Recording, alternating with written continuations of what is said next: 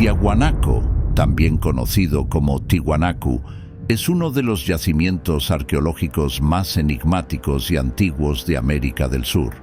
Situado a unos 4.000 metros sobre el nivel del mar, en la meseta del altiplano boliviano, cerca del lago Titicaca, este lugar ha fascinado a exploradores, arqueólogos y viajeros durante siglos.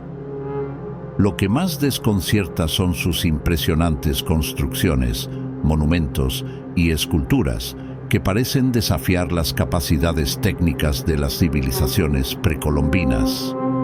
A lo largo del tiempo, muchas teorías se han planteado sobre el origen, propósito y antigüedad de Tiahuanaco, algunas de ellas basadas en la alineación astronómica y en la cronología convencional, mientras que otras sugieren una conexión con civilizaciones perdidas hace milenios. Entre las estructuras más destacadas se encuentran la pirámide de Acapana, la Puerta del Sol, el templo de Calasasaya y los monolitos Ponce y Bennett.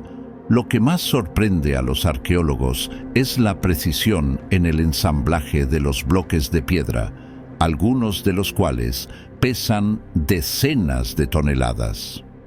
Estas piedras, en muchos casos, están talladas con una exactitud tal que no se puede introducir una hoja de papel entre los bloques.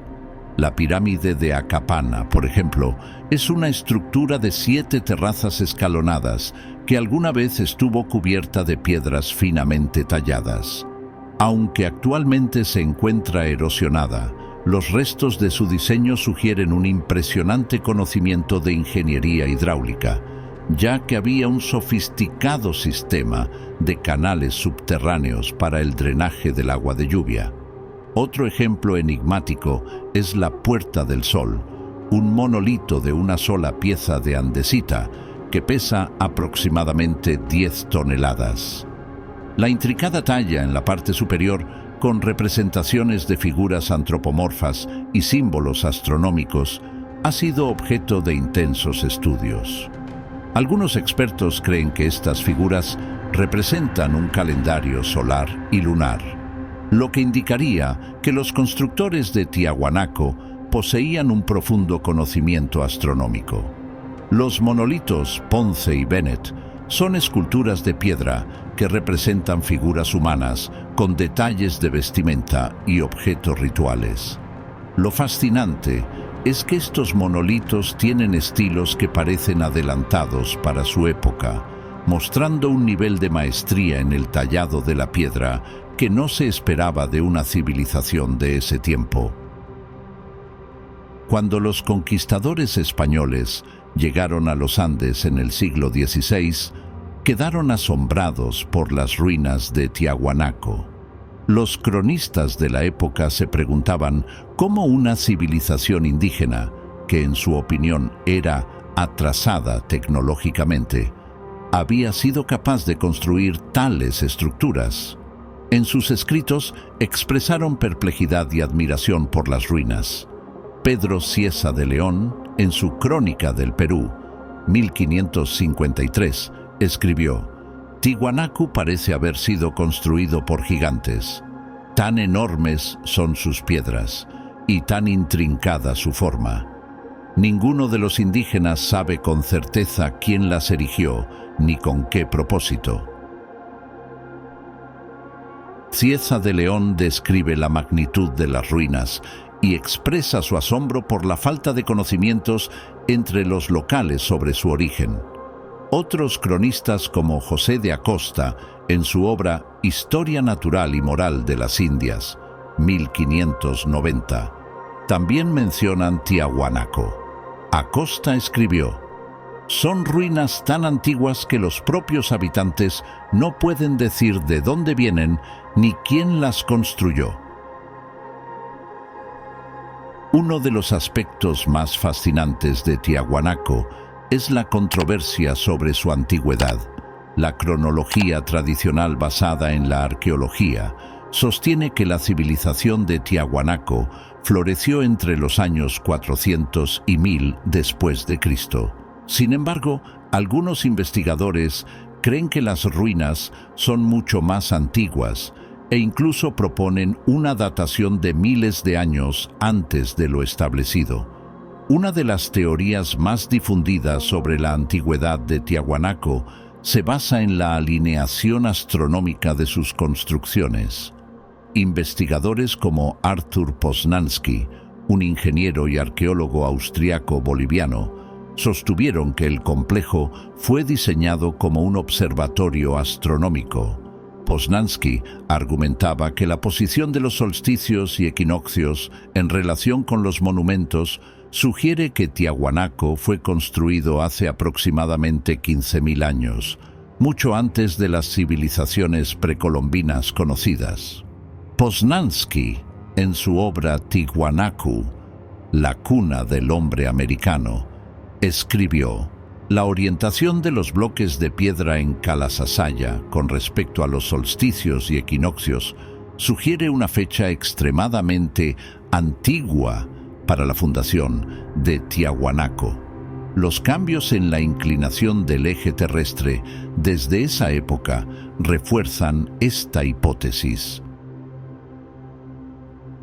Poznański argumentaba que las variaciones en la inclinación de la Tierra en los últimos milenios deberían haber afectado la precisión de las alineaciones astronómicas en Tiahuanaco. Si su hipótesis es correcta, entonces la construcción de Tiahuanaco podría haber ocurrido en un pasado remoto, lo que cambiaría radicalmente la historia de la humanidad en esta región. Otras teorías proponen que los bloques de piedra fueron transportados utilizando avanzadas técnicas de ingeniería que aún no comprendemos completamente. La falta de canteras cercanas, la dureza de las piedras y el peso colosal de algunos bloques han llevado a algunos investigadores a sugerir que los constructores podrían haber utilizado métodos de levitación magnética o tecnología perdida, aunque estas ideas se consideran marginales en la arqueología convencional. El pueblo aymara tiene sus propias leyendas sobre el sitio.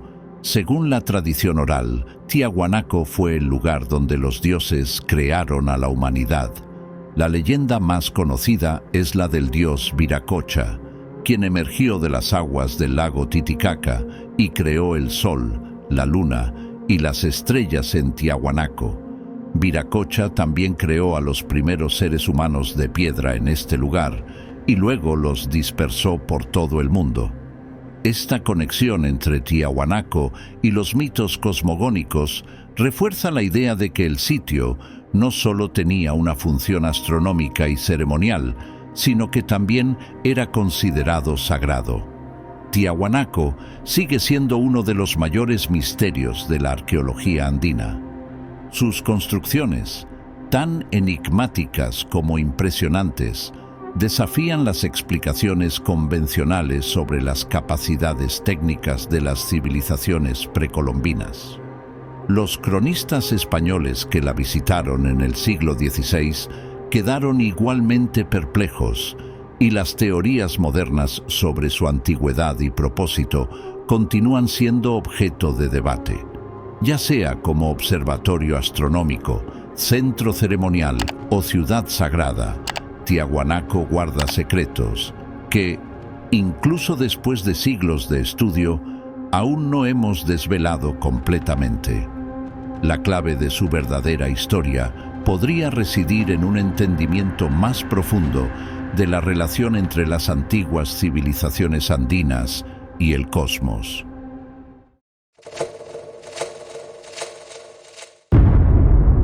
¿Cuáles son los enigmas que escondían en Ancash? La cultura chavín se desarrolló entre los años 1200 a.C. y 200 a.C.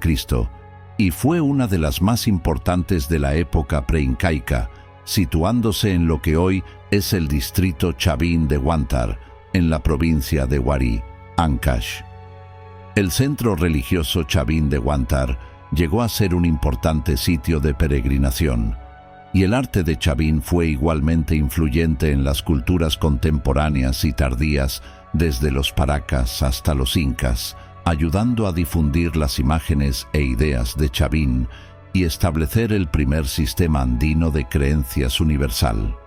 Los Chavín tuvieron avanzados conocimientos de arquitectura, ingeniería, escultura y una profunda creencia en divinidades a quienes trataban de asemejarse. Uno de los más importantes dioses de Chavín fue el dios del báculo, quien es el tema más probable para la famosa figura central en la Puerta del Sol en Tiahuanaco.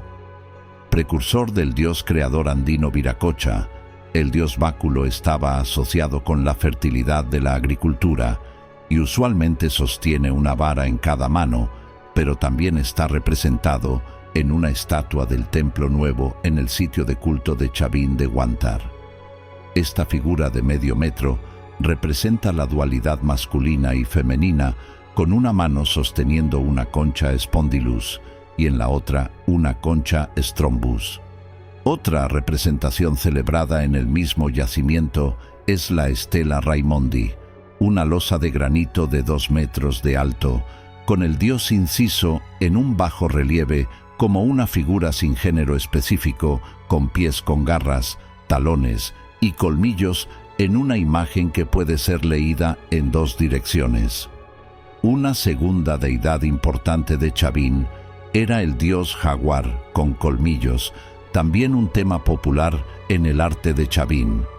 Las ceremonias religiosas de Chavín involucraban espectáculos multisensoriales que incluían derramamiento de sangre y sacrificios rituales que pudieron ser representados en espacios públicos con hasta 1.500 personas, o en los más restringidos y exclusivos ambientes de los complejos templos interiores.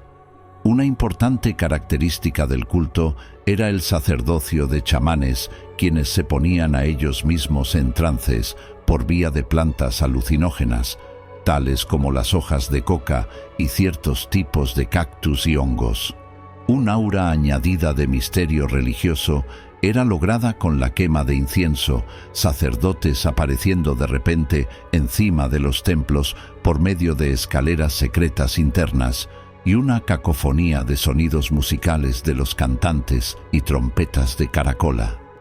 El centro religioso más importante de Chavín fue Chavín de Huántar en el Valle de Mosna, que se usó por más de 5 siglos y llegó a convertirse en un conocido lugar de peregrinación a través de la región andina.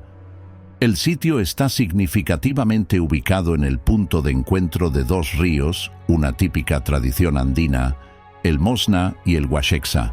Antiguos derrumbes dejaron terrazas fértiles, y la proximidad de muchos muelles y un amplio y variado suministro de piedras para proyectos de construcciones monumentales aseguró el crecimiento del sitio. En su cúspide, el centro tuvo de 2.000 a 3.000 habitantes y cubría alrededor de 100 acres. El templo viejo data de 750 a.C. y es actualmente un complejo de edificios que juntos forman una U. En el centro, 2 escaleras descienden a una corte hundida circular. Las murallas de los edificios están alineadas con piedras cuadradas y rectangulares que cargan imágenes de criaturas chamánicas, transformacionales, esculpidas en bajo relieve.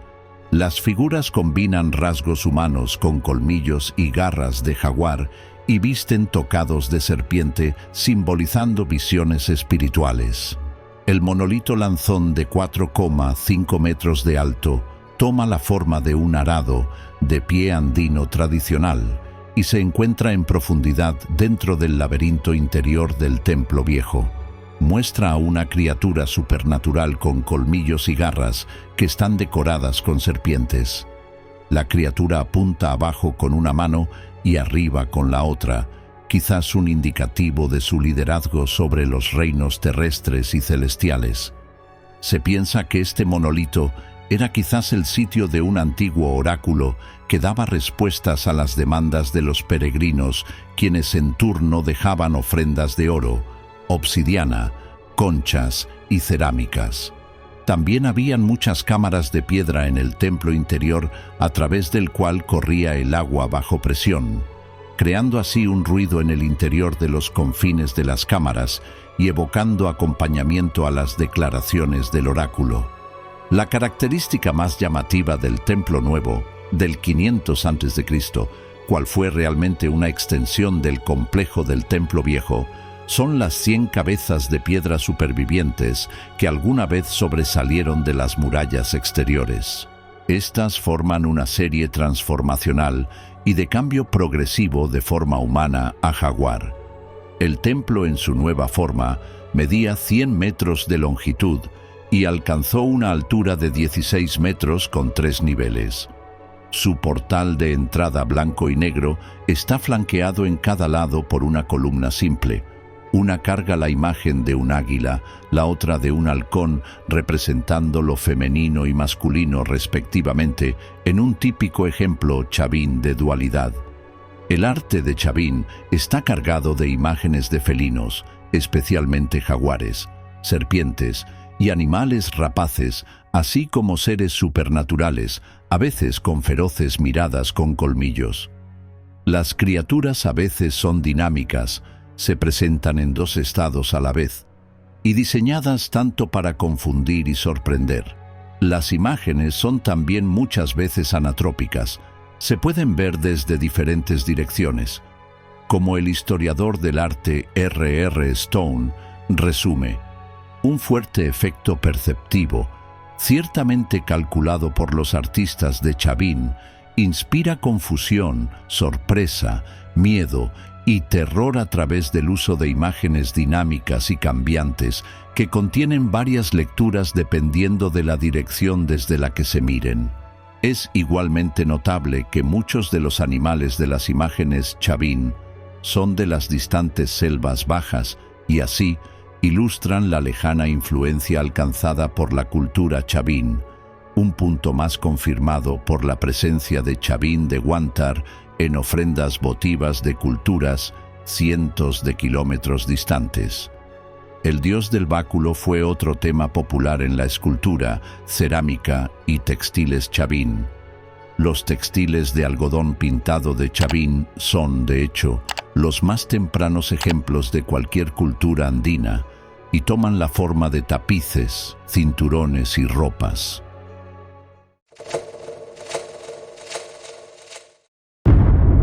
¿Qué misterios aún esconden la civilización Nazca, creadora de maravillas enigmáticas como esta? La costa peruana es un gigantesco desierto, pese a encontrarse en la América tropical. La cordillera de los Andes, que la delimita por el oriente, y el mar Pacífico, que lo hace por el poniente, generan esta condición. A pesar de ello, los múltiples ríos que descienden desde la cordillera hacia el litoral cortan a tramos el extenso desierto, generando valles a manera de oasis en donde se desarrollaron sociedades de gran complejidad a lo largo de la antigua historia del Perú. Florecida entre el 200 a.C. y el 600 después de Cristo, Nazca es el nombre con el que conocemos el día de hoy a una de las más famosas culturas precolombinas de todos los Andes. Reconocida mundialmente por su fina cerámica policroma y las impresionantes y enigmáticas líneas y figuras dibujadas en las pampas de Palpa y San José, la cultura Nazca tuvo su principal centro de desarrollo en la cuenca del Río Grande de Nazca. Los Nazca fueron contemporáneos y luego superados por la cultura Paracas, y muchos sitios de esta cultura fueron descubiertos bajo asentamientos Nazca. Políticamente, la civilización Nazca ha sido descrita como una colección de jefaturas que ocasionalmente actuaban al unísono por interés mutuo más que por una sola unidad estatal. O como lo ha puesto M. E. Mosley, individualidad con coherencia cultural pero sin poder integrado o a gran escala fueron las huellas Nazca.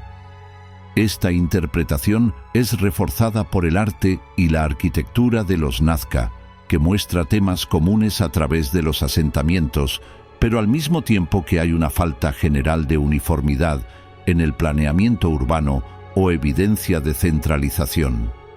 La máxima población de los Nazca ha sido estimada en 25.000 personas, esparcidas a lo largo de villas pequeñas que fueron típicamente construidas en laderas con terrazas cerca de llanuras aluviales irrigadas. Las tumbas, a veces ubicadas bajo los 4,5 metros de profundidad y accesibles a través de un eje, son las fuentes más ricas de artefactos Nazca y revelan muchos aspectos de su cultura. Se quemaban cerámica fina y textiles con los muertos y sin distinción particular entre entierros masculinos y femeninos. Al fallecido se lo momificaba. Con cuidado se lo envolvía en textiles y se lo solía colocar en posición sentada. Las calaveras a veces muestran una elongación deliberada. Y sabemos que los Nazca usaban tatuajes. Fundada hacia el 100 a.C., Cahuachi, en el banco sur del río Nazca, 50 kilómetros al interior, fue un sitio de peregrinación y capital religiosa de Nazca. Es probable que primero haya sido considerado sagrado porque fue una de las pocas localidades con suministro de agua garantizada todo el año. La falta de arquitectura doméstica indica que se usó como lugar de habitación. El montículo más largo, conocido como el Gran Templo, está sobre 20 metros de altura. Todos los montículos tienen una plaza adyacente y están coronados por murallas de adobe. Las escenas textiles también sugieren que las reuniones religiosas estaban conectadas con los festivales de cosecha y los montones de basura, en su mayoría de fragmentos de cerámica, indican festejos rituales. Esta basura se dejó allí deliberadamente con tal de que llegara a formar parte del montículo. Consecuentemente, mientras más largo el montículo, más se había usado en rituales. Hay más detalles de las ceremonias religiosas que podrían haberse llevado a cabo en Cahuachi, representadas en el arte de Nazca, especialmente en la cerámica, y muchas son escenas involucrando chamanes.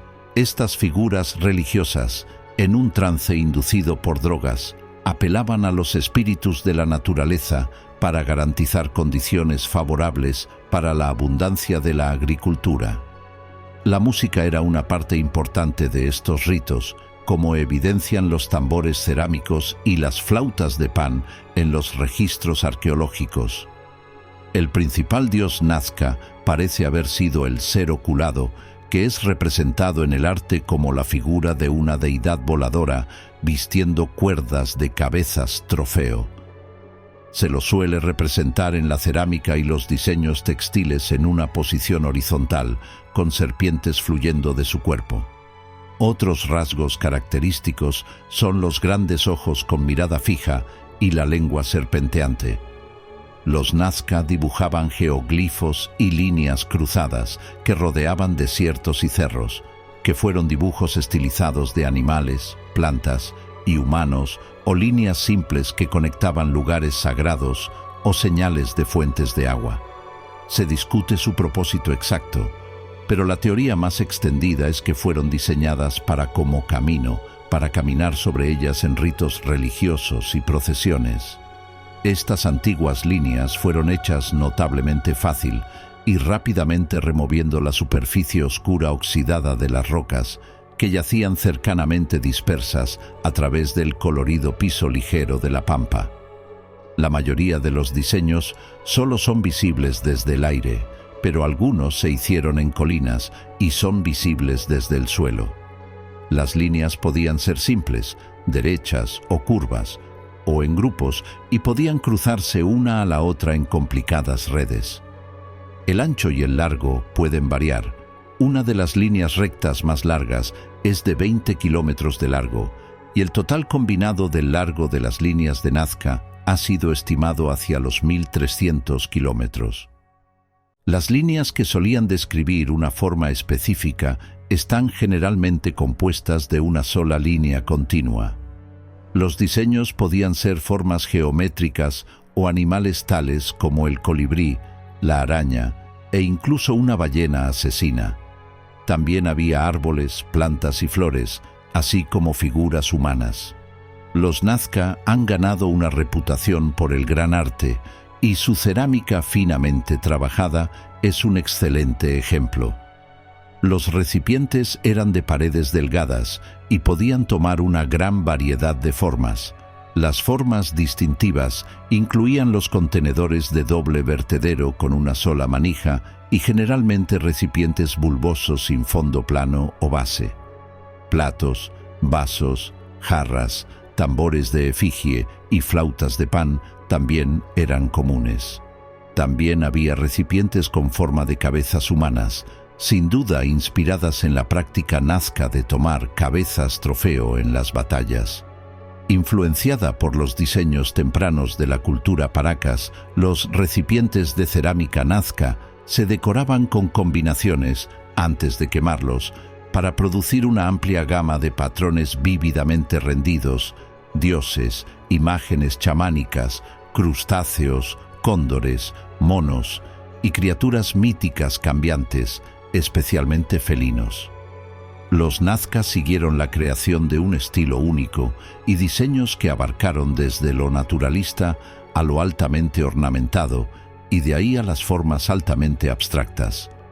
Marrón, púrpura claro y gris azulado fueron las opciones favoritas de colores, pero se usaba un rango muy amplio, incluso mayor que en cualquier otra cultura andina antigua. Los fondos eran usualmente en blanco, rojo o negro.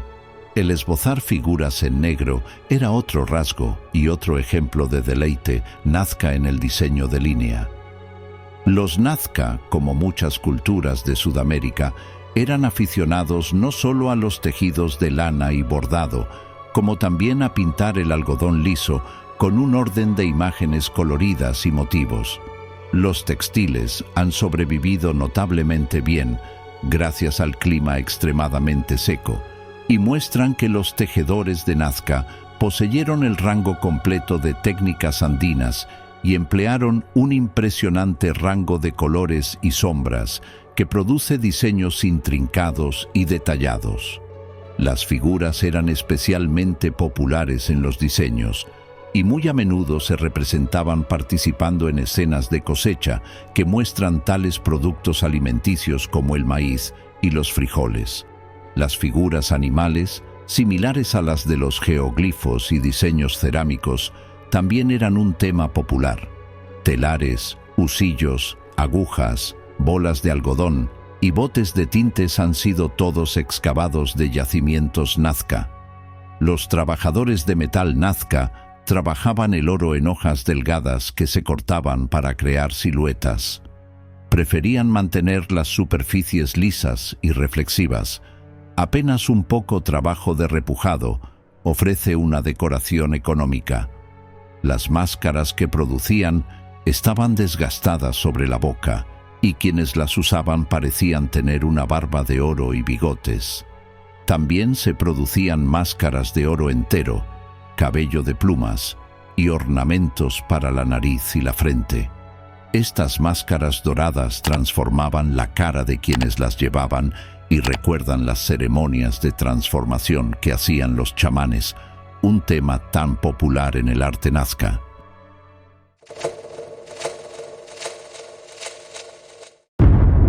¿Qué secretos escondía esta civilización?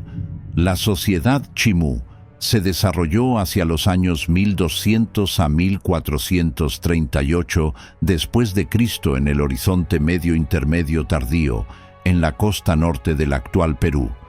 Herederos de la cultura moche, los Chimú fueron una de las principales sociedades preincaicas, periodo de los grandes reinos y señoríos de las culturas locales.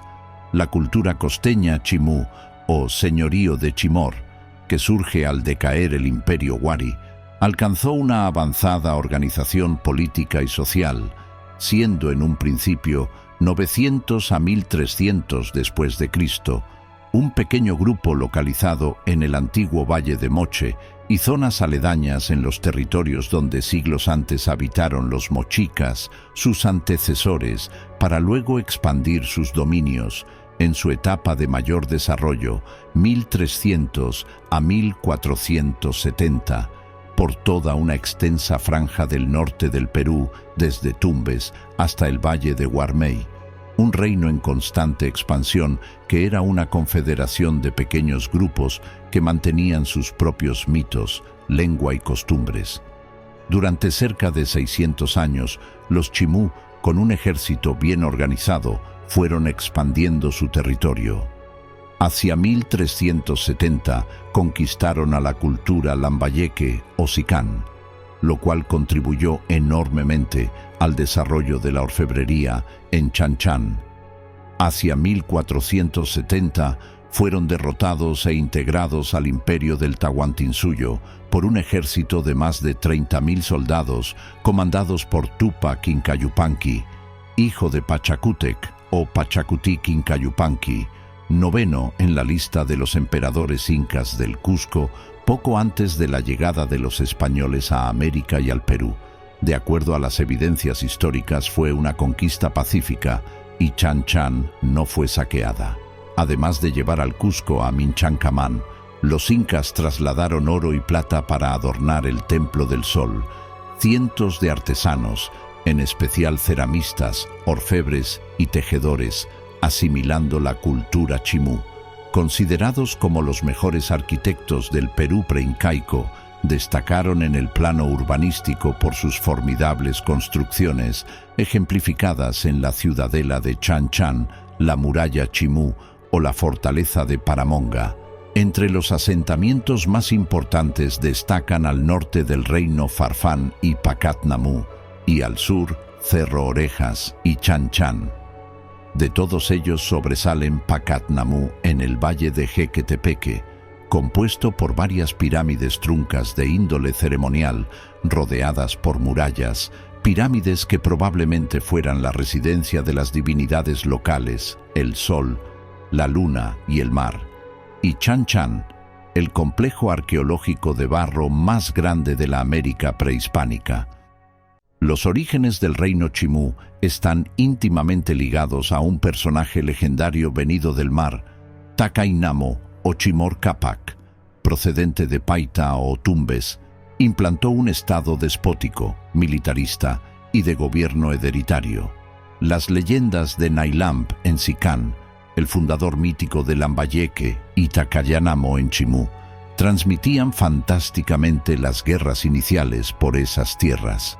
A su llegada, se empezó a construir la ciudad de Chan Chan, que consta de 10 palacios o ciudadelas, el mismo número que el de los gobernantes chimú hasta la llegada de los incas, cada una de las cuales habría sido construida por uno de los gobernantes. Fue un reino despótico que se expandió a través de las conquistas militares y que gobernaba rígidamente desde Chan Chan, la capital. Desarrolló un sistema legal, el derecho, que era bastante severo, pues no toleraba el robo, el error ni la incapacidad. Fue un estado expansionista centralizado imperial que había conquistado al reino sicán de Lambayeque, con claras divisiones de clases, herencia de cargos y una burocracia muy compleja. El poder lo tenía el soberano o jefe máximo, Chimo Capac o Ciequich, quien reunía los poderes políticos y sacerdotales, los curacas y los alaec o gobernadores. La alta burocracia urbana, un grupo con cierto prestigio y poder económico, Fixya o Pillac, los artesanos y los sirvientes perpetuos o llanas, y los campesinos de las zonas rurales. Esta organización es herencia moche. A la muerte del gobernante, su heredero solo recibía el cargo político, mientras que las propiedades y rentas del difunto pasaban a un grupo de sus descendientes a manera de administradores, ya que el propietario seguía siendo el gobernante muerto. Por lo tanto, cada gobernante tenía que construir su propia ciudadela, para habitarla con sus parientes más cercanos y organizar su propia administración con nuevos funcionarios. Y para obtener riquezas tenía que conquistar nuevos territorios, dominando gran parte del norte y el centro del Perú.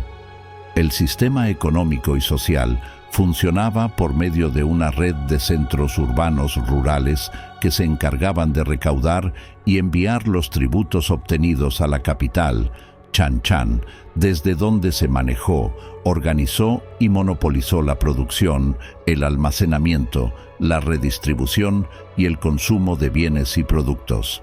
El pueblo pagaba tributo a los gobernantes en productos o en trabajo. El pueblo se dedicaba a la pesca en las canoas llamadas caballitos de totora, la agricultura, la caza, tareas artesanales y al comercio, usando como moneda achitas de bronce. La economía se caracterizó por la explotación de los lugares conquistados que tributaban con alimentos, artesanías, trabajo. La especialización laboral obligó el funcionamiento de un sistema de intercambio o trueque que permitió obtener los productos y objetos que cada cual no producía. Se incorporaron además nuevos terrenos agrícolas en áreas que hasta entonces habían sido desérticas. La agricultura, base de la economía chimú, se practicó en gran escala e hizo posible ampliar al máximo la frontera agrícola mediante técnicas que impulsaron esta actividad como una extensa red de canales que se abastecían de agua de los ríos de la costa. El uso de los puquíos, la construcción de embalses naturales para la contención de agua de los ríos, los huachaques, majamaes o chacras hundidas para aprovechar el agua del subsuelo, que eran campos agrícolas hundidos en los que al terreno se le retiró la arena para trabajar la tierra húmeda, para sembrar vegetales en el desierto costero, permitiéndoles obtener varias cosechas al año. Conocieron la totalidad de plantas alimenticias nativas y su dieta se complementó con animales domésticos, especies marinas y de agua dulce, de caza y recolección. Cultivaban maíz, frijol, camote, yuca, papa, calabaza payar, zapallo, ají, caigua, maní y frutas como tuna, lúcuma, guanábana, pacae, palta, chirimoya, tumbo, ciruela y papaya. También plantas para construcción como totora, carrizo y enea. El algodón fue el cultivo no alimenticio más importante. Se aprovechó como fertilizante el guano de las islas. De acuerdo a las referencias de los cronistas españoles, los chimú tuvieron lenguas regionales. La lengua sec, conocida también como tayana, se habló en Tumbes y Piura. La muchic o yunga se hablaba desde Motupe a Chicaza, señalando en el siglo XVII el padre Fernando de la Carrera su uso en 26 pueblos de la costa y Sierra Norte, estimando en 40.000 el número de sus hablantes. La Olmos, asociada a la zona de Olmos. La Quingnam, para los valles de Moche, Virú y Chao, y la lengua pescadora en Pacasmayo y Guadalupe. El idioma que predominó entre los chimúes fue el quechua, emparentado con el mochica, como lo denominara Fray Antonio de la Calancha, el padre Calancha, su propia lengua, el Quingnam, y un dialecto propio de los pescadores llamado lengua pescadora por los misioneros españoles. En cuanto a su arquitectura, la decoración policroma de las paredes es en base a frisos modelados en relieve y en algunos casos pintada, con diseños de figuras zoomorfas como peces y aves, así como de figuras geométricas. El material de sus construcciones fue el adobe, y una de las mejores expresiones fue la ciudad de Chan Chan, sede del rey Chimú, que tenía una extensión de 18 kilómetros cuadrados, dividida en ciudadelas que construían cada uno de los gobernantes como residencia, y que al final se convertía en su tumba. Allí vivían entre 50 a 100.000 habitantes, pero en la parte de las construcciones con decorado vivían solo los de la clase alta. El estado Chimú y la ciudad de Chan Chan tuvieron a la religión como sustento de su poder. Para los chimú, la muerte no constituía el final. El cielo no era más que una extensión de la tierra, donde los hombres seguían viviendo en otra esfera del mundo, y la vida que esperaba tras la muerte era tan solo la prolongación de su estadía terrenal, con sus mismas obligaciones o privilegios, razón que llevó a sepultarlos con provisiones y bienes. Los entierros reflejaban así la función y lugar de cada hombre dentro de su sociedad. Creían que el alma de los difuntos iba hasta la orilla del mar, desde donde era transportada por los lobos marinos hacia su última morada en las islas. La cerámica chimú forma parte de una larga tradición desarrollada en la costa norte del Perú a través de varios siglos, que la influencia de Wari no logró romper. Los alfareros chimúes fueron herederos de la tradición moche, aunque adopta y mezcla elementos procedentes de estilos de la costa y la sierra, de Cajamarca, Pachacamac y Recuay. La calidad de su cerámica fue inferior a la mochica como resultado de la producción en serie con la ayuda de moldes, perdiendo toda originalidad artística. Realizaron vasijas de técnicas escultóricas y pictóricas con decoración en bajo relieve y con diseños geométricos y de animales, plantas y frutos. Destacan las botellas globulares negras de superficie bruñida y brillante, con asa puente y asa estribo, en las que se puede apreciar una pequeña escultura, generalmente de un mono, colocado en la unión del pico con el arco, en el cuello del vertedero. También destacan los huacos escultóricos. La cerámica se identifica por su coloración negra, que era producto del quemado de la cerámica a altas temperaturas en una atmósfera reductora, con hornos cerrados para evitar la entrada de oxígeno y su reacción con la arcilla. Los cerámicos chimúes cumplieron dos funciones, como recipientes para uso diario o doméstico, y los cerámicos de uso ceremonial o para ofrendas de los entierros.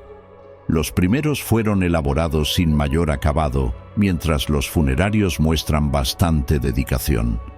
Su práctica religiosa, que comenzó siendo tan pacífica como tranquila, se fue moviendo en el mismo sentido de sacrificio que las del entorno, para terminar siendo sanguinaria y cruenta, engarzada en una complicada trama aristocratizante de castas sacerdotales, militares, comerciantes y campesinos, al estilo de la Inca, que se movía en un fetichismo mágico, en un mito ceremonial oscuro y truculento dirigido por la casta sacerdotal para su beneficio político.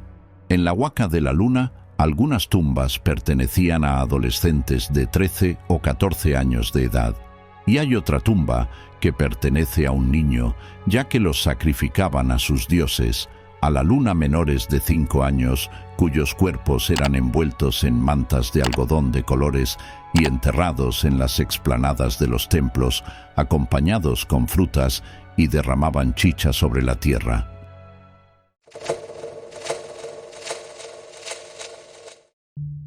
Mucho antes de los incas, una civilización dominó los Andes con una fuerza misteriosa y una visión imperial sin precedentes.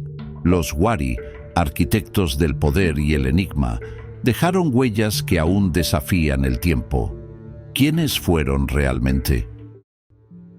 La cultura Wari floreció en la costa y tierras altas del antiguo Perú entre el 450 y el 1000 después de Cristo. Centrada en su capital Huari, los Wari explotaron con éxito las diversas rutas que controlaron para construir un imperio administrado por capitales provinciales conectadas por una larga red de caminos. Sus métodos para mantener un imperio y un estilo artístico tendrían una significativa influencia en la posterior civilización inca. Los Wari fueron contemporáneos con las otras culturas del Horizonte Medio, 600 a 1000 después de Cristo, establecidas en Tiahuanaco y Pucara. Los Wari más belicosos eran también agricultores favorecidos y construyeron canales para irrigar campos con terrazas. La estabilidad económica y la prosperidad que esto trajo les permitió a los Wari implementar una estrategia combinada de poder militar, beneficios económicos y una simbología artística distintiva para forjar un imperio a lo largo del Perú antiguo. Su superior manejo de la tierra los ayudó además a resistir el período de 30 años de sequía durante el fin del siglo VI después de Cristo, que contribuyó al declive de las culturas vecinas Nazca y Moche. Los Wari sin duda estuvieron influenciados por culturas contemporáneas, por ejemplo, al apropiarse del dios del báculo Chavín, un dios muy asociado con el sol, las lluvias y el maíz. Lo transformaron en un ícono ritual presente en los textiles y cerámica, difundieron su propia iconografía y dejaron un último legado en el arte andino.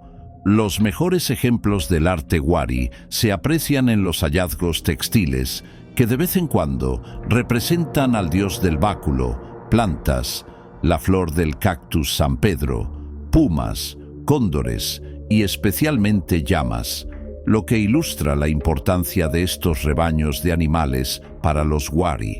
Los textiles se quemaban con los muertos y las tumbas en el desierto seco han sido bien preservadas.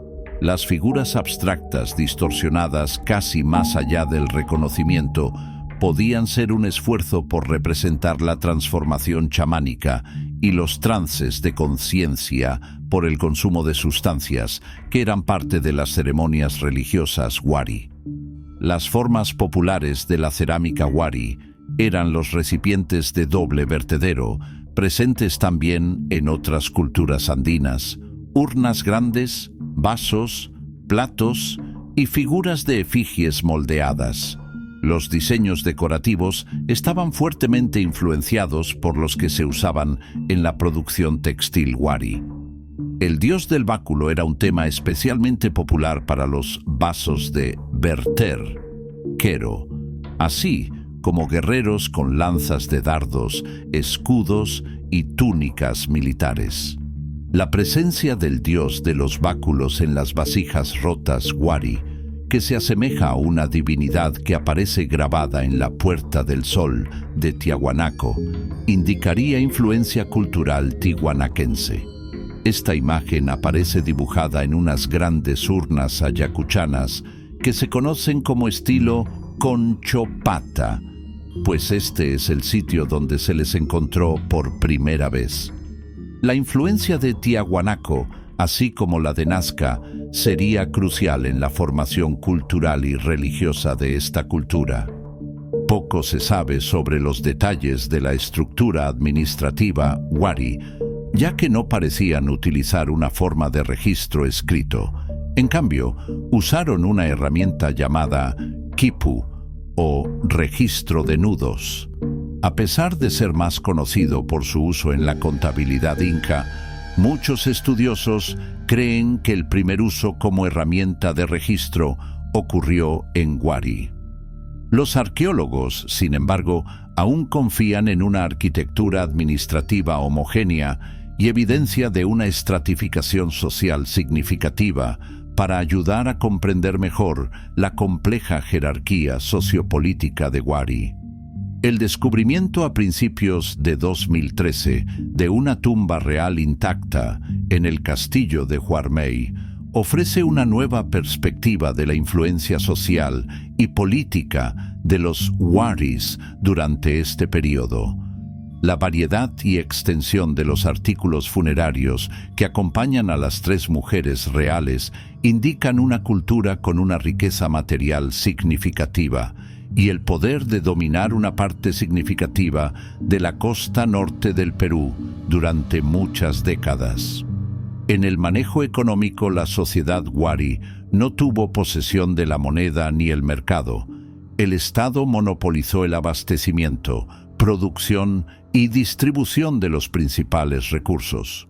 Además, los Waris utilizaron varias modalidades de producción, tributación e intercambio. El control de la economía se logró a través del establecimiento de centros administrativos provinciales. Los waris implementaron el sistema de adjudicación de trabajo. Se piensa que dio origen a la mita. Exigía tributos en trabajo, días de trabajo para el Estado, en donde se repartían las horas y el trabajo a desarrollar, y se lo retribuía con alimento y alojamiento. Esta forma de organización de trabajo luego fue adoptada por los incas. Aunque las causas exactas del declive wari no son conocidas, el rango de teorías va desde la sobreextensión del imperio hasta otro período de sequía extendida en el siglo IX después de Cristo. Cualesquiera que sean las razones, la región retornó a una situación de gobiernos fragmentados por varios siglos. El legado más duradero de los wari es su estilo artístico, que no solo influenció a sus contemporáneos moche, sino también a la posterior cultura lambayeque y aún más tarde, a los incas. Muchos de los caminos construidos por los wari también fueron usados por los incas dentro de su extenso sistema de caminos, así como el gran número de terrazas wari para la agricultura.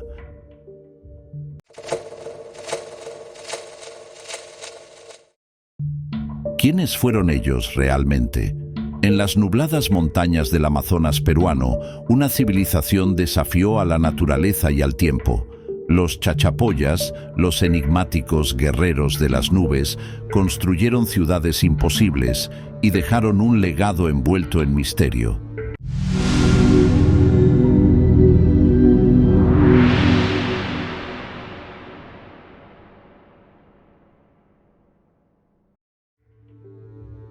Los chachapoyas moraban al sureste de los Bracamoros, sobre el margen derecho del río Marañón. Su desarrollo tuvo como centro el valle del río Utcubamba.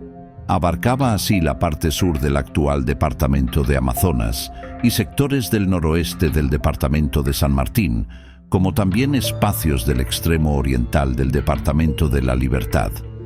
Los chachapoyas tienen una larga historia en la región, medida en varios milenios, a juzgar por los testimonios de arte rupestre expuestos en las paredes rocosas de cuevas de la provincia de Utcubamba. Posiblemente fueron descendientes de inmigrantes cordilleranos que modificaron su cultura ancestral en el Nuevo Medio, tal vez recogiendo tradiciones de los primeros pobladores de origen amazónico. A 400 kilómetros al norte de Lima, encaramada a más de 3.000 metros de altitud en los Andes, se alza Cuelap, la impresionante ciudad de la civilización chachapoya, a la que algunos la llaman el Machu Picchu del norte. Cuelap significa lugar frío. Entre los siglos VIII y XVI, estos guerreros supuestamente sanguinarios, apodados el pueblo de las nubes, desarrollaron en estas montañas un complejo culto a la muerte. Los enigmáticos sarcófagos, auténticos mausoleos aferrados a los acantilados y que contienen miles de momias perfectamente conservadas, dan fe de esta singular práctica. Lejos de ser simples guerreros, estos montañeses eran un pueblo profundamente apegado a sus muertos y mantenían un profundo vínculo con sus antepasados, para quienes la muerte no era un final, sino una nueva etapa en la vida. Durante 3 siglos, Cuelap, la mayor ciudad de los chachapoyas, permaneció olvidada, engullida por la selva. Redescubierta en el siglo XIX, se reveló a los primeros exploradores como una fortaleza inexpugnable, encaramada en una cresta rocosa y protegida por una colosal muralla que puede superar los 20 metros de altura. Esta estructura de piedra es una de las más grandes jamás construidas en Sudamérica. Sin embargo, los últimos descubrimientos arqueológicos han dado la vuelta a esta visión. Lejos de ser una fortaleza, Cuelap era un lugar sagrado, una necrópolis donde los chachapoyas honraban a sus antepasados. Los huesos de miles de personas, a veces transportados desde lejos, han aparecido enterrados en las murallas y los cimientos de la ciudad. Cuelap auténtica ciudad de los muertos, era un lugar de peregrinación donde los chachapoyas celebraban el ciclo de la vida y la muerte. A varias horas a pie de Cuelap, a un centenar de metros, enclavados en los acantilados del Cerro El Tigre, se encuentran los enterramientos chachapoya. Estos sarcófagos, erguidos como centinelas de piedra, parecen otear el horizonte y vigilar el valle. Al colocar a sus muertos en estas alturas, los chachapoyas podían seguir protegiendo a sus descendientes como guardianes. Mientras que otras culturas duermen a sus muertos, los chachapoyas los colocan en posición sentada, perpetuando así un vínculo entre los vivos y sus antepasados. Esta postura sugiere un concepto de la muerte en el que los difuntos permanecen presentes y atentos. Cuelap no es el único misterio de los chachapoyas. Oculta entre las nubes y la selva del Amazonas peruano, Gran Pajatén emerge como un enigma de piedra, un testimonio silencioso de una civilización perdida, cuyo verdadero propósito sigue siendo un misterio. Fue descubierta en 1963. Lo primero que se pudo apreciar fueron las figuras femeninas con el vientre abultado. Su posición da la impresión de que estuvieran a punto de dar a luz. Algunos sostienen que, por la decoración que posee, podría tratarse de una representación de la Pachamama o diosa tierra. Sobre su arquitectura general, se logra describir cómo se evidencia la formación predominante de plantas circulares y plataformas empedradas. Estas poseen altos relieves con motivos geométricos, formas de animales y de apariencia humana.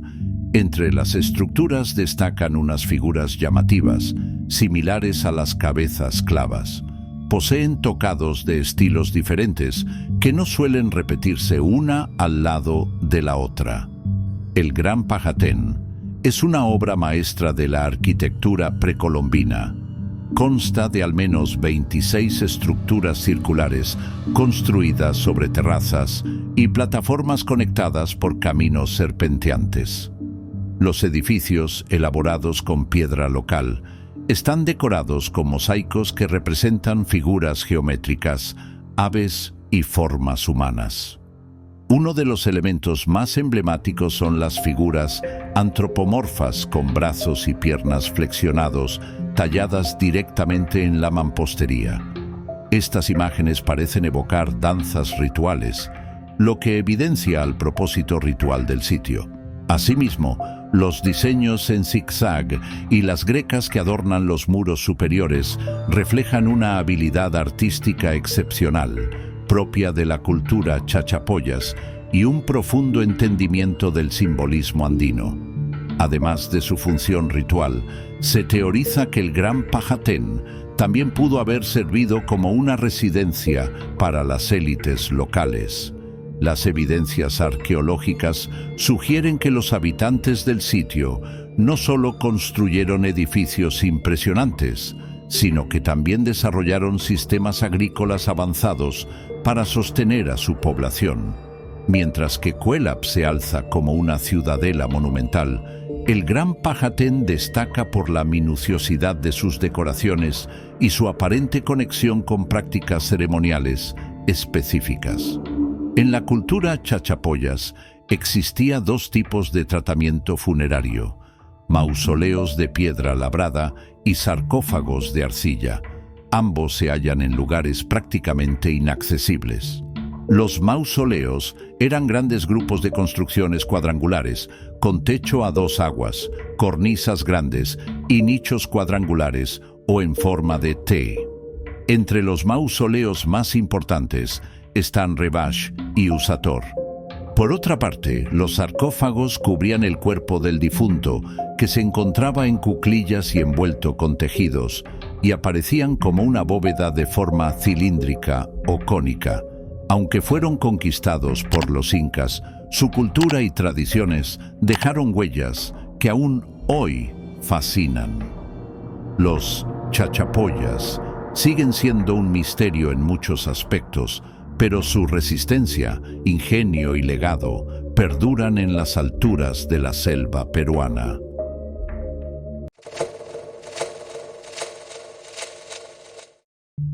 En la árida costa del antiguo Perú, una civilización poderosa surgió de la arena, dejando templos colosales, rituales sangrientos y cerámicas que parecen susurrar secretos olvidados. ¿Qué enigmas ocultan los moche?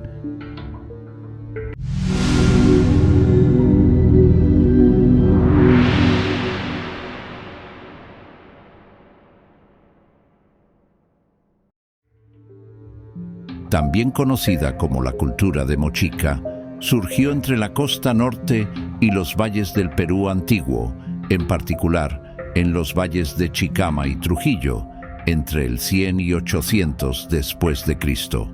El territorio moche estaba dividido lingüísticamente por dos lenguas separadas pero relacionadas: el muchic, hablado al norte del valle de Lambayeque, y el Kingan.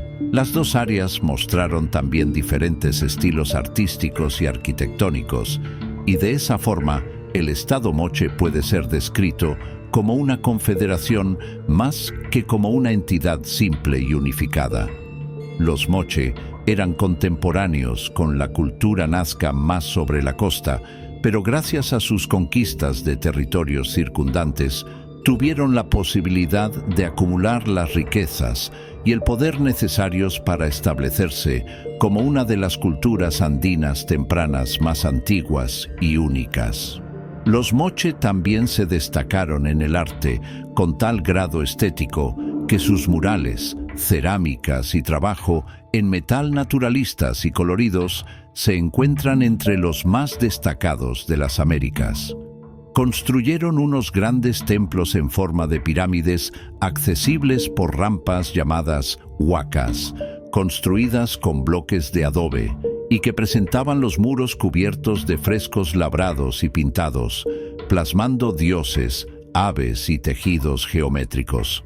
Se solía hacer una reedificación cada cierto tiempo, en la que en vez de remodelar una pared, la tapaban construyendo otra enfrente, lo que permitió la conservación de esas pinturas. La pirámide más grande es la Huaca del Sol, la cual tiene 4 niveles y mide 40 metros de alto a día de hoy. Originalmente alcanzaba los 50 metros de altura.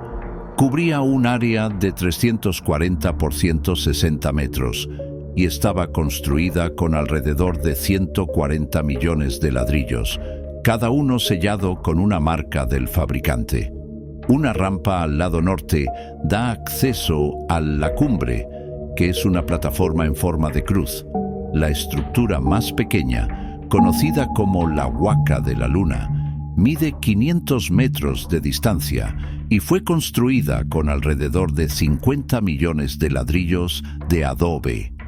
Tiene 3 niveles y está decorada con frisos que muestran la mitología moche y los rituales.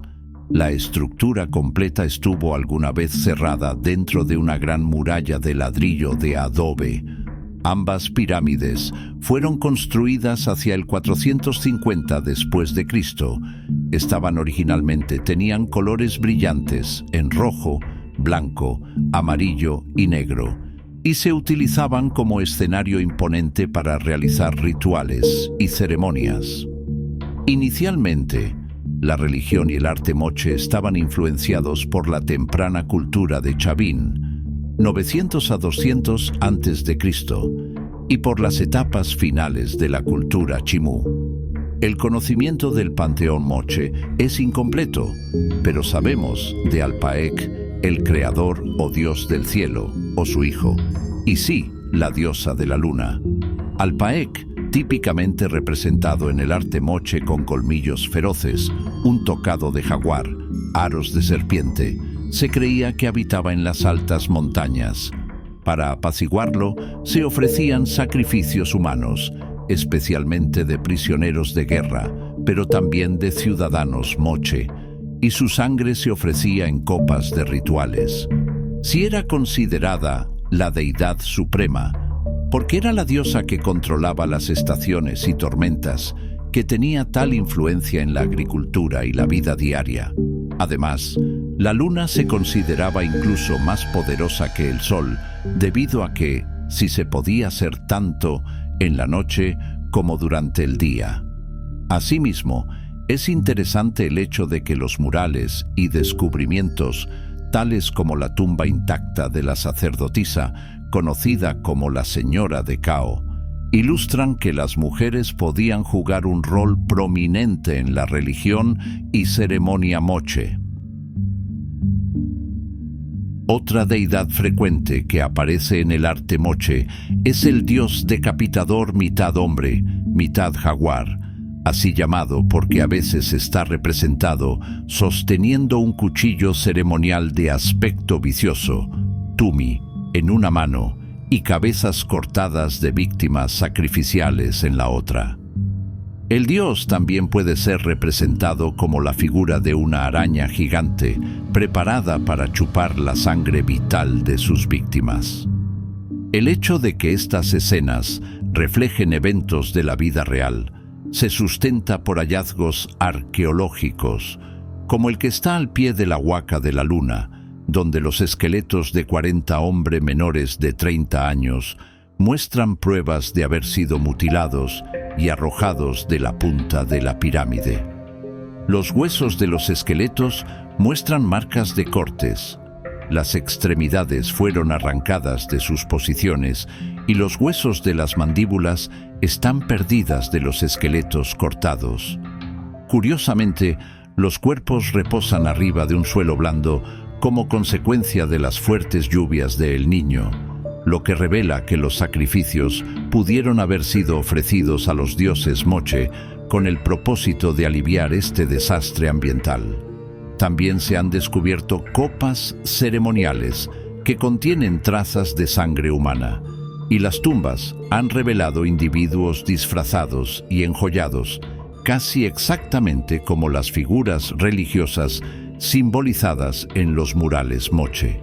Por otro lado, un hallazgo arqueológico en el centro poblado de Zipán en Chiclayo dio con una de las tumbas más impresionantes. Y es que aquí residía a lo que algunos investigadores llaman como el Tutankamón de América. Alrededor de 600 objetos fueron recuperados en la tumba del señor de Zipán. Sobresalen la vestimenta, que medía aproximadamente 1.67 metros, los 3 pares de orejeras de oro y crisocola, o el collar formado por 20 frutos de maní, de los cuales 10 están elaborados en plata y otros 10 en oro, aludiendo a la dualidad presente en la cosmovisión mochica. Se trata de un símbolo religioso de los dioses principales, el sol y la luna, y hace referencia a la visualización de ambos dioses en el firmamento en un momento del día, es decir, el perfecto equilibrio deseado, según la mitología mochica. Además, el maní significaba el comienzo o el renacer. Junto a los del señor de Zipán se encontraron restos de otros 8 individuos, 3 mujeres, 4 hombres y un niño. Se cree que las mujeres podrían haber sido concubinas, mientras que los hombres han sido interpretados como un jefe militar, un vigía y un soldado, este último con los pies amputados. Además, se hallaron restos de 2 llamas y un perro. Apoyándose en los exámenes de ADN y arqueológicos realizados, se ha podido establecer las características del señor de Zipán. Su sangre era RH negativo, lo cual indica que su origen era realmente caucásico, es decir, provenía de las lejanas tierras del continente europeo. Muchos ejemplos de arte fino moche se han recuperado de las tumbas de Zipán. 300 después de Cristo. San José de Moro, 550 después de Cristo. Y Huaca Cao Viejo, que son algunos de los sitios mortuorios mejor preservados de cualquier cultura andina. Los moche eran consumados ceramistas y magníficos trabajadores de metales. y los hallazgos incluyen tocados de oro exquisitos y placas de pecho, oro, plata y joyería de turquesa, especialmente carretes de oreja y ornamentos de nariz, textiles, cuchillos tumi y platos de cobre y recipientes para beber. Los recipientes de cerámica fina se solían hacer con moldes, pero cada uno se decoraba individual y distintivamente, típicamente usando colores crema, rojos y marrones. Quizás los recipientes más famosos son las ollas con pico de estribos con retrato altamente realista. Estas tienen retratos de personas consideradas reales, y varios ejemplos pudieron haber representado al mismo individuo. De hecho, una cara, fácilmente identificada por su labio roto, aparece en más de 40 ollas. Las formas cerámicas y las decoraciones se consolidaron con el tiempo y llegaron a ser más y más elaboradas, aunque por otra parte, los tópicos llegaron a ser menos variados en la cerámica moche tardía y en el arte en general. Uno de los estilos más distintivos creados por los moche usa figuras de siluetas embellecidas con detalles de finas líneas muy similares a los de la cerámica griega de figuras negras. Las figuras cerámicas de efigies son también comunes, especialmente de músicos, sacerdotes y cautivos. Muchas de estas escenas están diseñadas para capturar narrativas y, sobre todo, acción. Las figuras están siempre haciendo algo en el arte moche. Los moche, maestros del arte, la guerra y los rituales, forjaron un reino de barro y sangre en la costa norte del Perú. Sus huacas aún susurran relatos de poderosos sacerdotes, sacrificios ocultos y dioses ancestrales. ¿Fue el clima su verdugo o una revuelta interna selló su destino? Aunque su imperio desapareció, su legado sigue emergiendo de la arena, desafiando al tiempo y a quienes intentan descifrar sus misterios.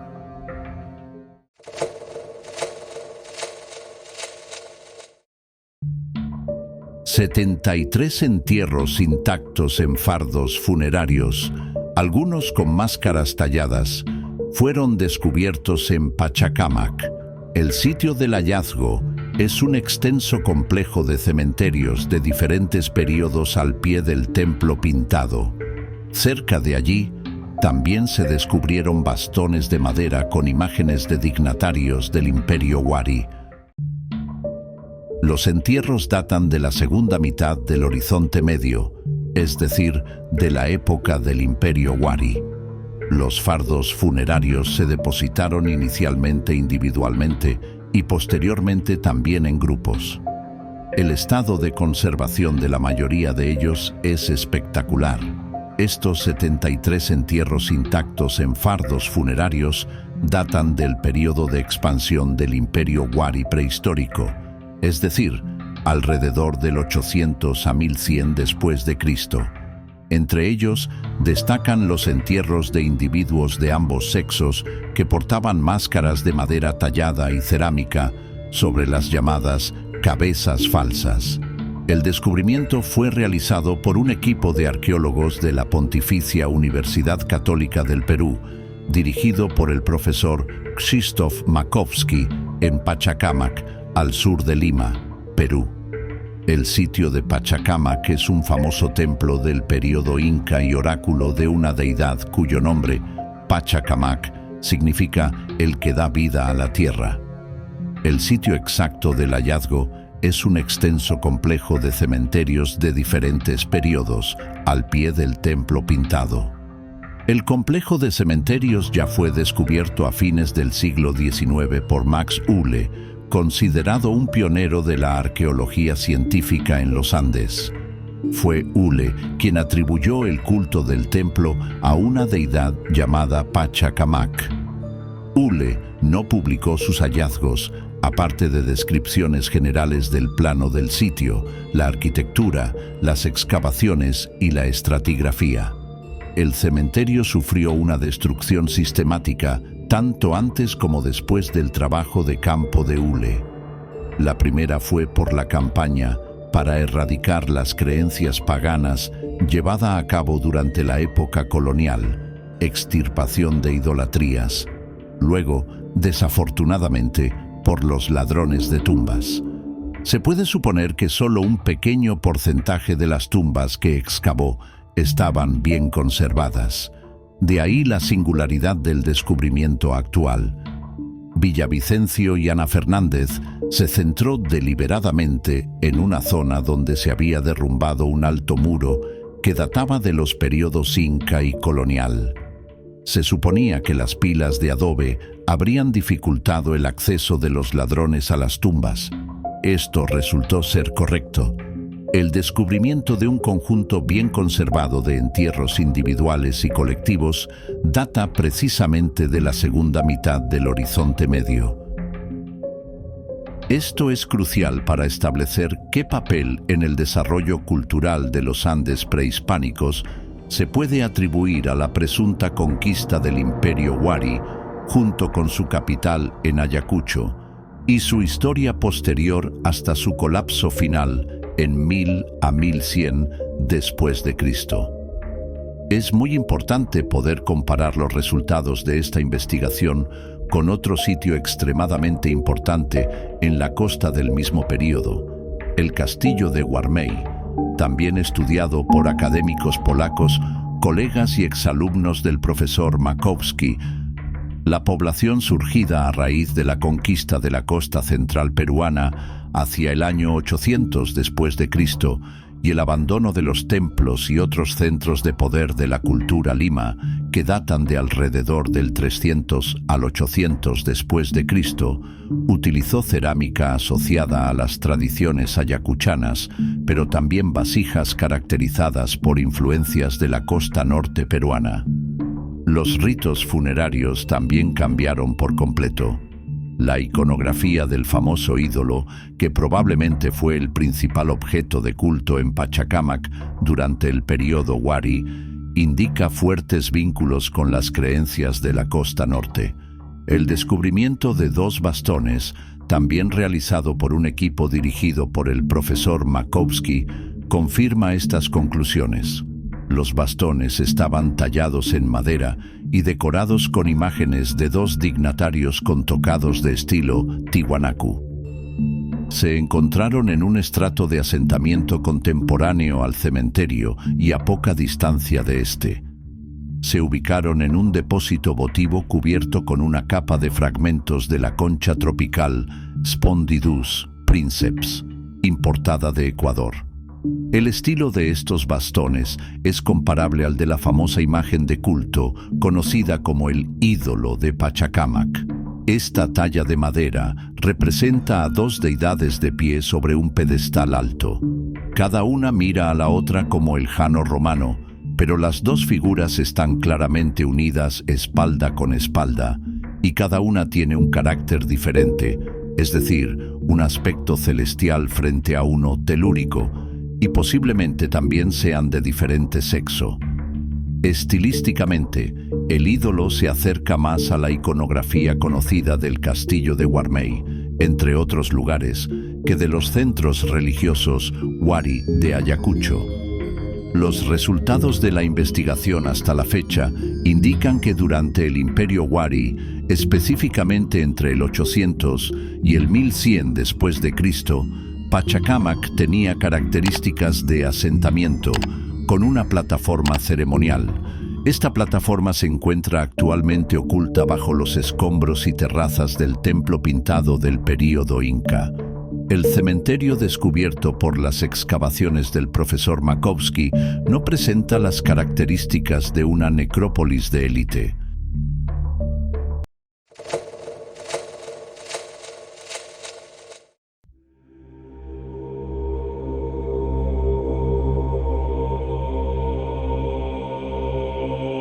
Mucho antes de los incas, cuando en Egipto aún se alzaban las primeras pirámides, una civilización florecía en silencio en los valles desérticos del Perú, sin metales, sin armas, sin escritura, pero con una arquitectura monumental que desafiaba al tiempo. ¿Quiénes fueron los misteriosos habitantes de Caral, la ciudad más antigua de América?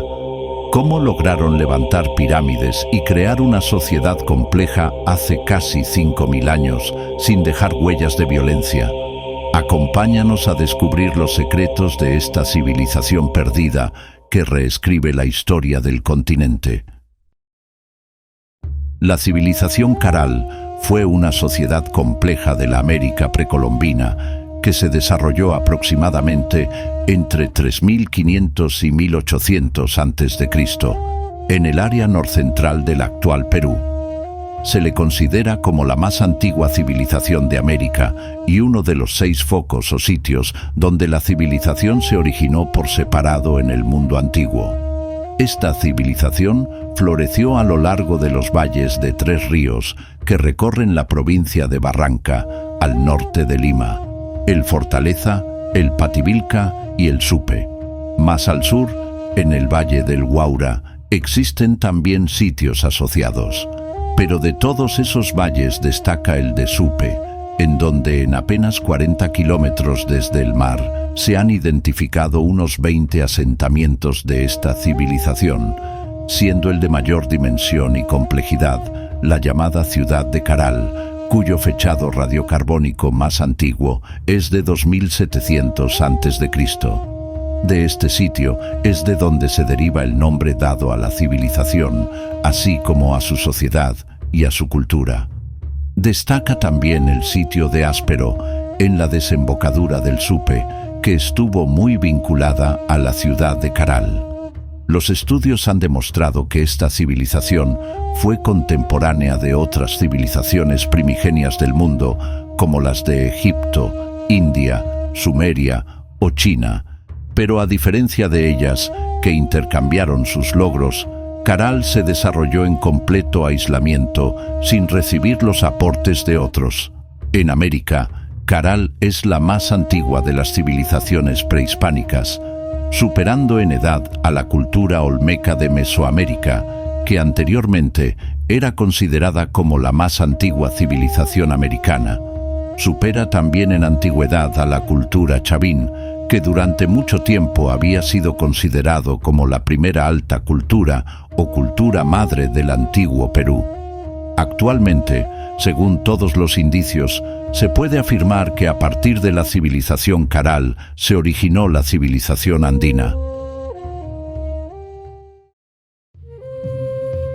Muestras de su arte son pequeñas estatuillas antropomorfas moldeadas en arcilla. También cultivaban la música, pues se han hallado instrumentos musicales de huesos de aves, flautas y quenas.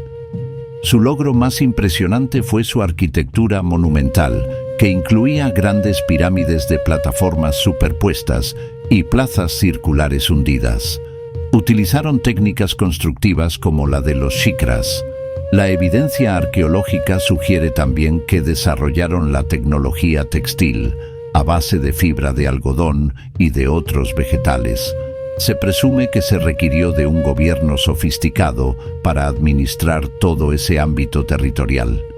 El logro más impactante de esta primera civilización fue la construcción de extensas ciudades con edificios monumentales, construidos de una manera muy ingeniosa con piedra, barro y materiales vegetales, en cestos tejidos y cerrados con dimensiones y pesos muy variados, pero bastante homogéneos para facilitar las labores de acuerdo a la fortaleza física de sus albañiles y constructores. Las formas predominantes son las pirámides escalonadas, las plazas circulares o semicirculares hundidas en los frentes, con escaleras que daban acceso a la cima, donde se observan habitaciones y espacios para rituales y ceremoniales. La evidencia arqueológica muestra también una significativa producción agrícola de algodón para redes de pesca y prendas tejidas en técnica torsal, así como muy sofisticadas expresiones de arte musical en la confección de flautas con figuras incisas de animales míticos que sugieren un carácter religioso. Caral habría sido el centro de una red de comunidades organizadas por linajes, lideradas por curacas, uno de los cuales actuaba como autoridad principal. Estas ciudades, como Áspero, Alpacoto y otras, compartían una tradición común basada en la reciprocidad e intercambio, con Caral como eje. La religión fue el principal factor de cohesión social, utilizada como medio de control político y económico, manifestada en grandes construcciones ceremoniales como pirámides y altares. Estas estructuras no solo fortalecían la identidad cultural, sino que consolidaban el poder. La ausencia de armas o fortificaciones sugiere una civilización pacífica, donde el arte y el comercio desempeñaron un papel clave en la organización productiva. La civilización gozó de gran prestigio y desarrollo alcanzado, hasta que entró en crisis y colapsó por un intenso cambio climático que transformó el valle productivo de Supe en tierras arenosas con dunas, afectado por una prolongada sequía. Condiciones que hicieron que las poblaciones abandonaran los centros urbanos. De hecho, y a pesar de su armoniosa relación con la naturaleza, la cultura Caral sucumbió a un duro cambio climático, catastrófico por sus efectos. Los arqueólogos han identificado una serie de fenómenos meteorológicos extremos, como terremotos y lluvias torrenciales, que anegaron la bahía de la ciudad pesquera. También se ha documentado una sequía extrema que se prolongó durante varias décadas. El río Supe se secó y los campos de cultivos se llenaron de arena. Al final, tras diversas y devastadoras hambrunas que acabaron con esta brillante civilización, Caral y las poblaciones aledañas fueron abandonadas hacia 1900 a.C., sin que se sepa qué fue de sus habitantes.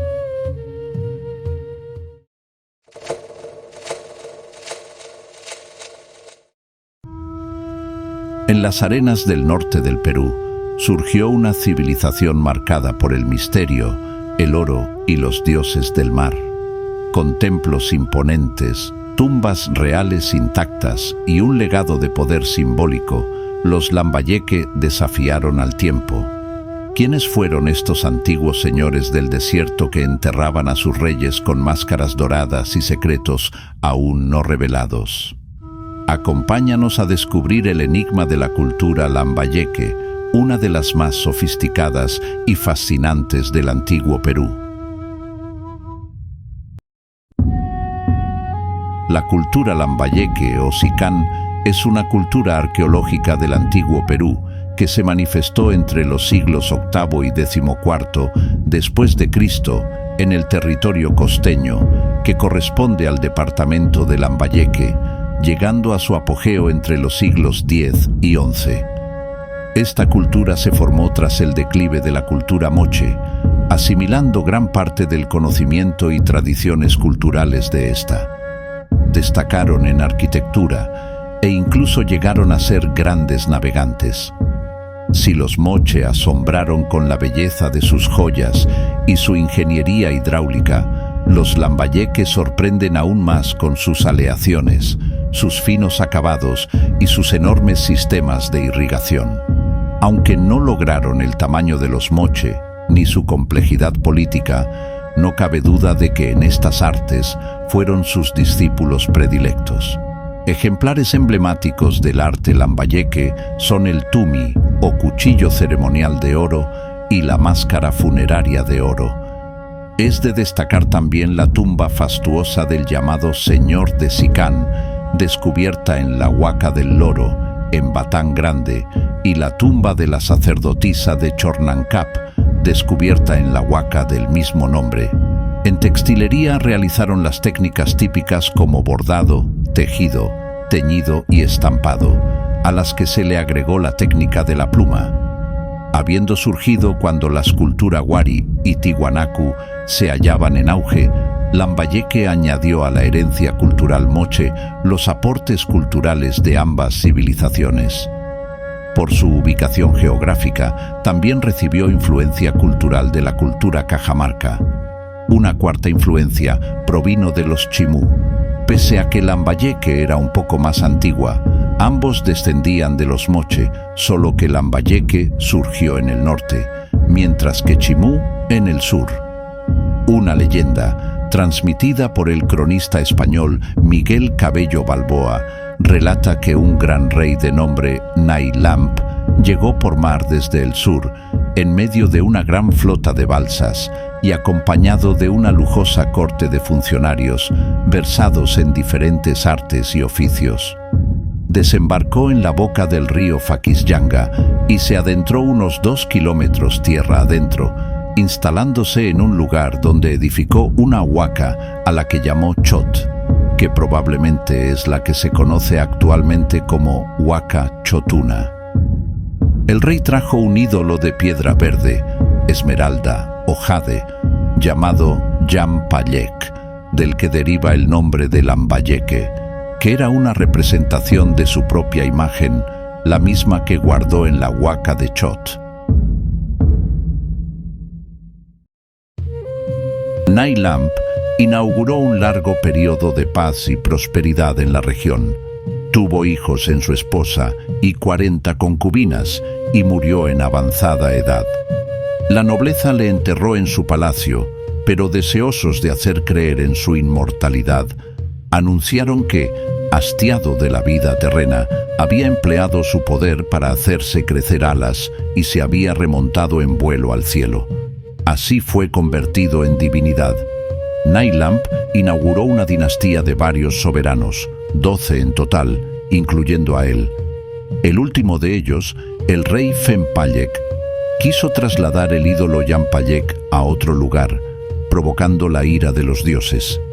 En ese trance, un demonio en forma de mujer se le apareció a Fempalek y lo tentó a tener relaciones carnales. El pecado del rey ocasionó una serie de desgracias para la nación lambayeque: lluvias, sequías, hambruna. El castigo se completó cuando posteriormente llegó de los reinos del sur un tirano poderoso, el Chimú Capac, que se adueñó de las ricas tierras de Lambayeque. Esta leyenda explicaría cómo una dinastía de reyes exitosos dominó la región basándose en un culto religioso y que finalmente la falta de atención en el gobierno por el último de ellos terminó con la dinastía, mientras que el pueblo fue conquistado por un tirano del sur. Se sabe que ese tirano era un rey Chimú que conquistó Lambayeque. Los sacerdotes, desesperados, habrían buscado explicaciones a su desdicha. Por eso el mito termina sugiriendo una ofensa a los dioses y el consecuente castigo que estos supieron propinar. La economía estuvo basada en la agricultura intensiva y por irrigación. Los Lambayeque heredaron parte de los sistemas de irrigación construidos por los Moche, pero sus obras fueron más colosales porque los espacios que lograron irrigar fueron mucho mayores. Tienen la autoría de casi toda la red de canales, bocatomas y reservorios que articuló los valles de Reque, Lambayeque, La Leche y Saña. Los Lambayeque construyeron grandes complejos monumentales en donde residían los reyes sacerdotes, se dirigía el culto religioso y se administraba la economía.